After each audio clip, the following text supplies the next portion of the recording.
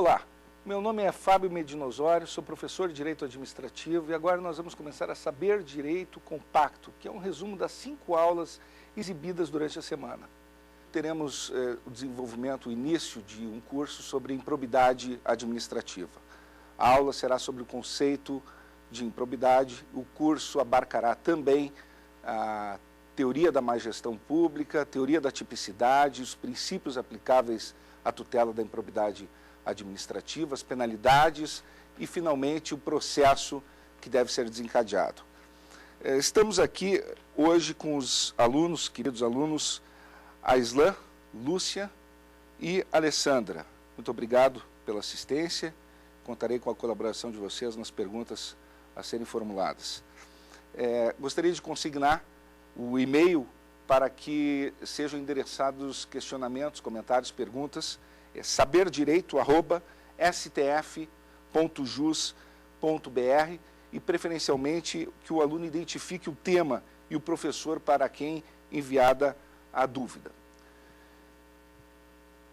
Trataremos de improbidade administrativa, Lei 8.429 de 92, artigo 37, parágrafo 4º da Constituição Federal. A primeira perplexidade que se gerou a partir, principalmente, do artigo 37, parágrafo 4º da Constituição Federal, que definiu como atos de improbidade administrativa aqueles que se tornam passíveis de determinadas sanções já contempladas originariamente no texto constitucional,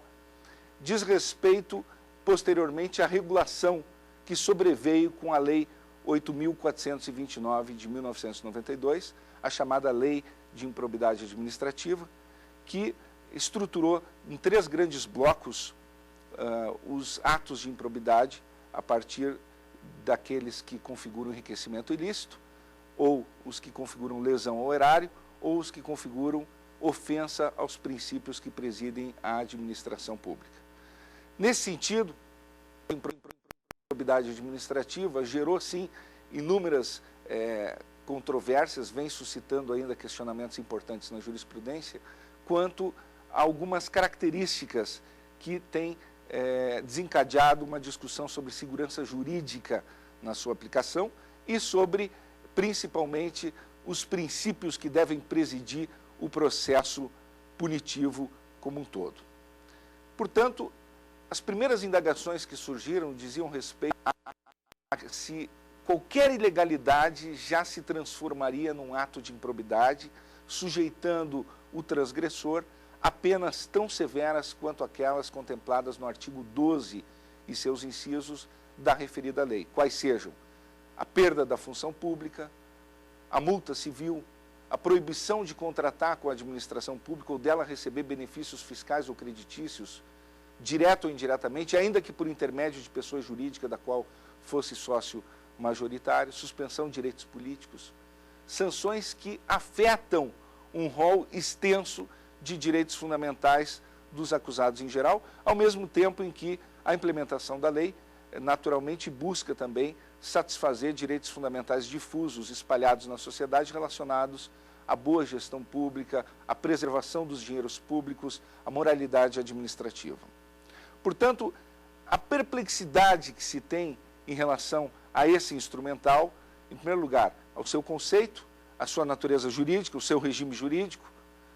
a tipicidade das condutas proibidas, as penas aplicáveis e a tipologia do processo que é manuseado pelos atores legitimados ativamente para tanto. Muito bem. Pretendemos, inicialmente, caracterizar a improbidade administrativa no universo da chamada má gestão pública. A má gestão pública tem um campo axiológico bastante diversificado, tem um terreno fértil para transgressões de numerosos tipos e subtipos, de tal sorte que impende observar que nem toda forma de má gestão pública e, portanto, nem toda ilegalidade configurará automaticamente improbidade administrativa, especialmente aquela desenhada no artigo 37, parágrafo 4º da Constituição Federal e reprimida pela Lei 8429 de 92. E por quê? Se retomarmos a questão da conceituação do ponto de vista do substrato axiológico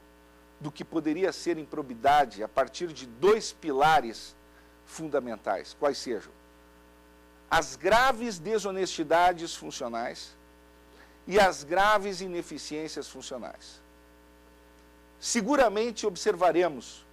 que existe uma flutuação ético-normativa na própria configuração dos conteúdos das desonestidades funcionais e das ineficiências funcionais dos homens públicos. Do ponto de vista histórico, já se pode perceber que, inclusive na antiga Roma, havia uma série de transgressões, inclusive dolosas e culposas, que configuravam a desonra no setor público ou a improbitas. A malversação do dinheiro público, o favorecimento aos amigos no setor público, o nepotismo, os subornos, a podridão moral do homem público, eram dimensões variáveis daquilo que hoje, muitos séculos após, se poderia designar como má gestão pública. Da mesma forma, é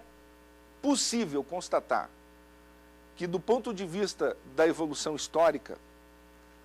a discussão sobre boa governança na gestão pública, sobre paradigmas de boa gestão pública e o seu oposto, ou seja, o conteúdo da má gestão pública, sofreu e vem sofrendo oscilações de extrema relevância, tanto no continente europeu, quanto, por exemplo, na América do Norte, para tomarmos referenciais aqui importantes. Se é certo, formulamos aqui um juízo crítico no sentido de que a improbidade deva ser apartada de outras categorias de ilícitos no plano do direito administrativo, do direito público. Caso do desvio de poder, do desvio de finalidade, da ilegalidade, são vícios que podem macular o setor público, mas nem sempre ou nem automaticamente é inviável reconhecer que eles se transmudem sempre, invariavelmente, em improbidade administrativa, que requer, portanto, uma valoração sobre a sua gravidade, dado o rol de sanções contemplados na própria Lei 8429 de 92. Vale dizer, perda da função pública, suspensão de direitos políticos, proibição de contratar com a administração pública ou dela receber benefícios fiscais ou creditícios, direto ou indiretamente, ainda que por intermédio de pessoa jurídica da qual seja sócio majoritário, e multa civil, que pode adquirir feições altamente pesadas. Houve uma confusão inicial na doutrina, enfim, denotando como se a improbidade fosse uma modalidade do direito penal. Já se viu que não é, mas também não é um ilícito civil, é um ilícito do direito administrativo. Ela está mais próxima, aliás, do direito penal do que do direito civil, muito mais. Portanto, eu creio que a confusão hoje na doutrina, ela é muito maior no sentido de tratar a improbidade como um ilícito civil e não deixar clara a enunciação sobre o seu regime jurídico e a sua submissão ao direito administrativo. Ao passo que, na jurisprudência, nós temos posicionamentos, aliás, dogmaticamente corretíssimos do Superior Tribunal de Justiça, tem acórdãos paradigmáticos do Superior Tribunal de Justiça sobre esse tema, um da Corte Especial da Relatoria do Ministro Teori Zavascki, inclusive, e que mostram o profundo conhecimento. E no Supremo Tribunal Federal, não menos verdade que também esse conhecimento se faz presente, mas existe uma preocupação de outra ordem, de outra natureza, com o uso sem critérios da lei de improbidade administrativa para alcançar autoridades com prerrogativa de foro, que é um tema sobre o qual também, oportunamente, buscaremos elucidações maiores. Na verdade, existe aqui, inclusive, uma fonte de confusão terminológica importante na própria lei 8429/92. Quando fala em sanção civil, ela se refere na perspectiva semântica, a natureza civil do processo que servirá para a imposição da sanção e que trata do processo civil, do Código de Processo Civil, embora com interfaces importantes na seara processual penal, mas é o Código de Processo Civil e, portanto, é uma ação civil pública, como já se definiu na própria jurisprudência, é uma ação civil pública que veicula sanções ao ato de improbidade administrativa. Agora, a par da discussão sobre essa dimensão desse direito processual punitivo, direito processual público, que é manejado aqui e que suscita, portanto, uma reflexão importante por si só, nós temos que alinhavar a ideia de que a aplicabilidade dos princípios penais ao campo sancionatório traduz o socorro de uma dogmática clássica e consolidada para uma dogmática que, embora já tenha uma história, é ainda incipiente, em certo sentido, que é a do direito administrativo sancionador, o do direito administrativo que cuida de sanções. Desta forma, o que ocorre na prática é que esses princípios têm sido, sim, aplicados, sobretudo na jurisprudência abundante do Superior Tribunal de Justiça, que nós colacionamos, enfim, na nossa obra, Teoria da Improbidade Administrativa, os julgados, inclusive, mais emblemáticos e recentes, que tem trilhado esse caminho corretamente do ponto de vista técnico, e os tribunais ordinários, me parece, também, e no Supremo Tribunal Federal nós temos apenas uma discussão muito específica sobre a questão do regime jurídico dos agentes políticos em vista da lei dos crimes de responsabilidade. Mas essa aplicabilidade dos princípios penais ao campo sancionatório da improbidade tem ocorrido, sim, na prática, um aumento visível das garantias dos acusados no manejo da lei. Se olharmos o histórico da jurisprudência, como ela tem se movimentado, isso é muito salutar para o Estado Democrático de Direito, com o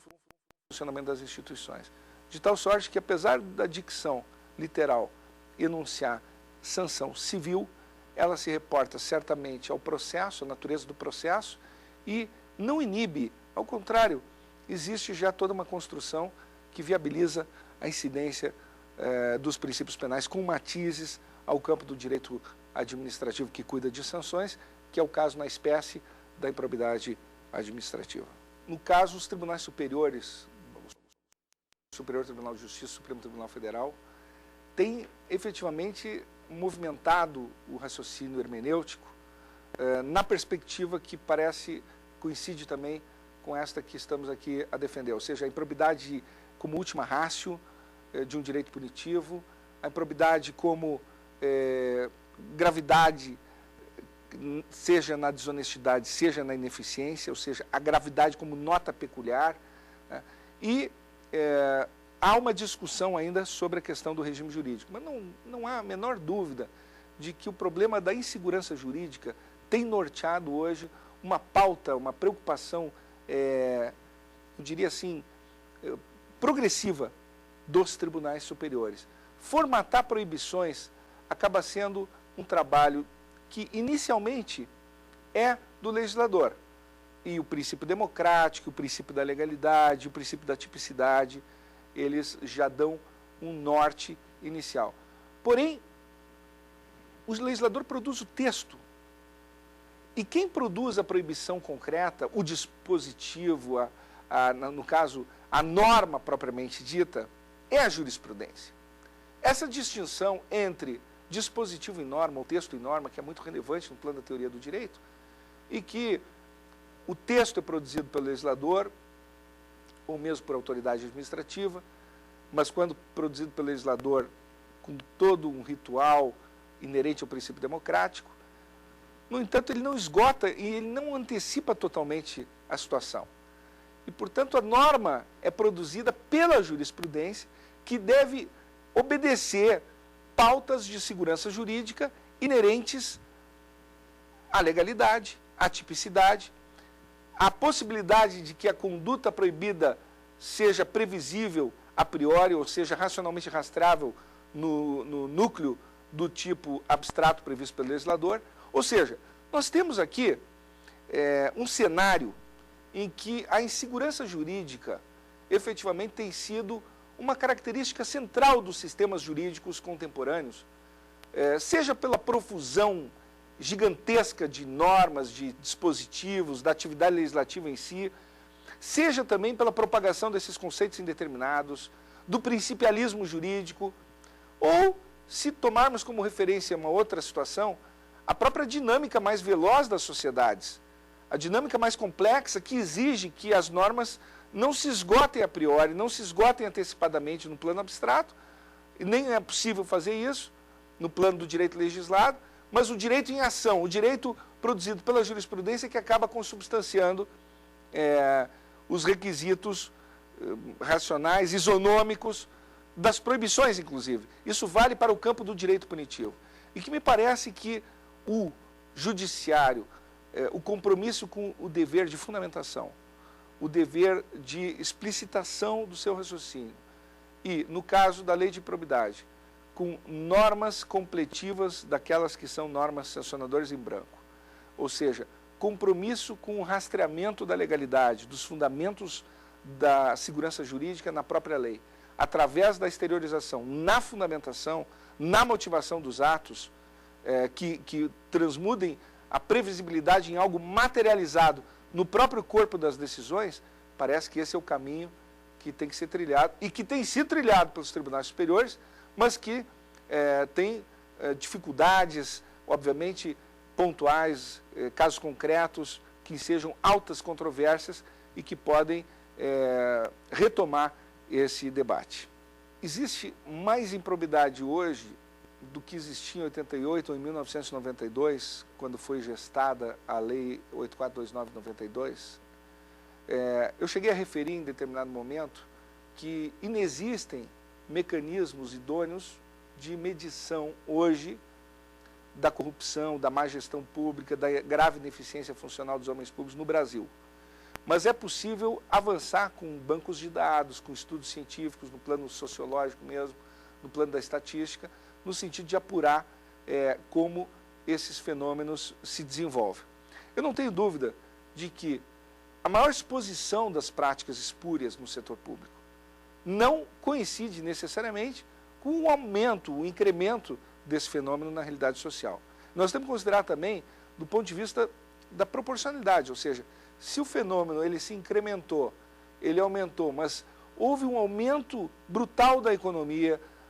do PIB, da sociedade brasileira como um todo, enfim, da própria população, então, da atuação do Estado, das instituições, portanto, é natural que haja, não raro, algum tipo de incremento desse fenômeno, mas também houve no Brasil, e é preciso que se diga isso,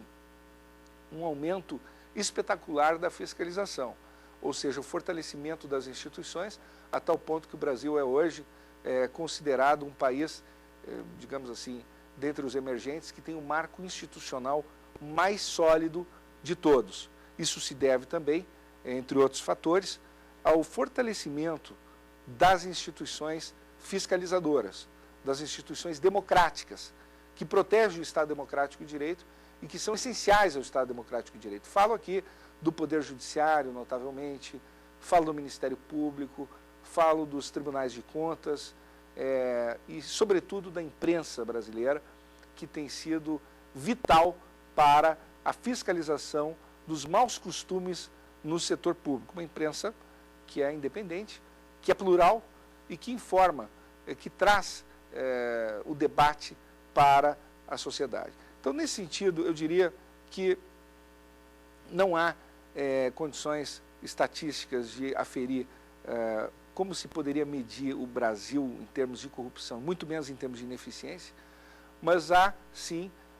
alguns elementos que conduzem ao reconhecimento, no sentido de que se trata, em primeiro lugar, de fenômenos que tendem a acompanhar outros fenômenos, como a questão da expansão do Estado, a questão do aumento da economia, da pujança, onde gera um mercado para isso, e, de outro lado, sobretudo, o foco no aumento da fiscalização e da exposição das práticas espúrias, que não gera a sensação de que há um aumento do fenômeno como um todo, quando, na verdade, o que pode estar havendo e ao aumento da luz sobre esses fenômenos. Então, dito isso, eu diria que o regime jurídico da improbidade administrativa, ele deve levar em consideração que, naturalmente, necessariamente, esse tipo de construção dogmática conduz a uma expansão dos direitos fundamentais dos acusados em geral. Expande os direitos fundamentais dos acusados em geral. É o direito, por exemplo, à presunção de inocência, que também é uma decorrência lógica desse arcabouço normativo. Presunção de inocência, que é um estado jurídico de inocência, ele não invalida medidas cautelares, ele não inviabiliza a tutela de urgência como um todo, mas ele torna, sem dúvida alguma, mais exigente o judiciário em relação ao fiscalizador. Principalmente quando se tem em conta que o fiscalizador dispõe de instrumentos investigatórios poderosos, que podem vasculhar a vida das empresas, das pessoas, e, no entanto, muitas vezes não logram obter elementos idôneos e tentam transferir o ônus probatório para os acusados, o que é inadmissível. Agora, pretendemos discutir a teoria do tipo aplicada à espécie da improbidade, a extensão da modalidade culposa e quais os tipos em espécie. Como eu referi, me parece oportuno consignar essa preocupação. Os tribunais superiores, especialmente o Superior Tribunal de Justiça, tem se posicionado de modo muito marcado sobre esse tema, não vem admitindo a possibilidade do ilícito culposo a partir da vulneração ao artigo 11 da Lei 8429 de 92. No entanto, nós pensamos e defendemos essa possibilidade justamente no momento em que existem algumas previsões pontuais, como a questão da prestação de contas, que, objeto de omissão, ela pode acarretar a improbidade administrativa. E defendemos, portanto, que pontualmente, dependendo da estrutura redacional do próprio tipo, o aperfeiçoamento da figura culposa, que se traduz na culpa grave e no erro grosseiro, embora não seja este o entendimento que predomina largamente hoje no Brasil. Nós temos que ter noção de que o ilícito culposo, ele pressupõe a violação a deveres de diligência.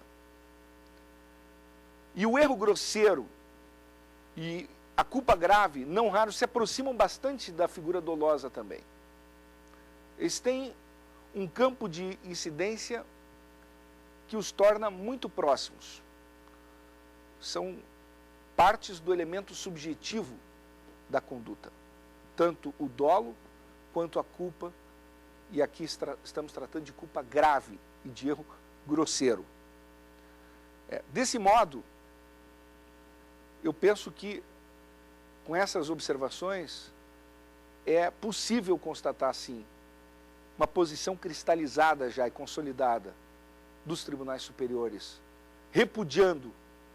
o ilícito culposo, e, ao mesmo tempo, uma crítica doutrinária externa, ou uma construção externa doutrinária, apregoando pela sua possibilidade, de modo muito pontual e de forma muito específica